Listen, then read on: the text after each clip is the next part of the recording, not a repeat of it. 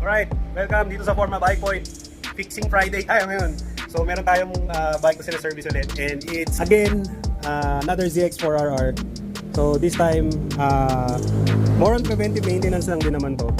Pero yun, nagli-leak din yung valve cover gasket niya. Yung napakadumi na rin ng throttle body.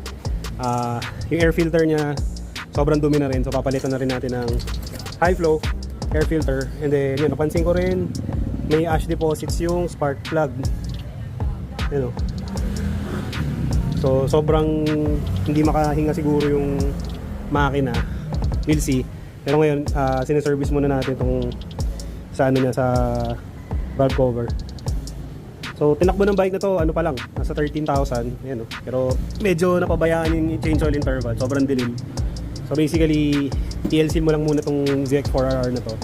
So sa mga naka 4R dyan, always make sure check nyo rin yung valve cover gasket nyo kung nagli-leak, kasi same case to sa mga ibang 4R na na-encounter natin, nagli-leak. So nung tinanggal namin yung valve cover gasket, napakaluwag nung torque ng mga bolts.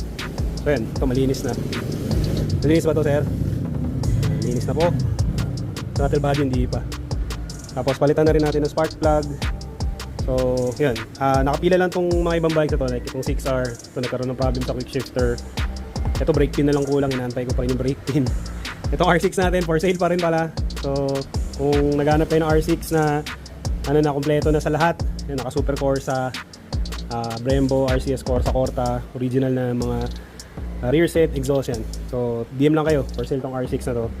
And yun, ano lang tayo, focus lang muna tayo dito. Isa lang naman yung bike na ginagawa for today. Naka-out na yung ibang bikes for today. And kung may questions kayo or inquiries, parts, services, etc. Yun, PM lang kayo sa Forma Bike Point or sa akin. And we'll see you here sa shop. Thank you very much.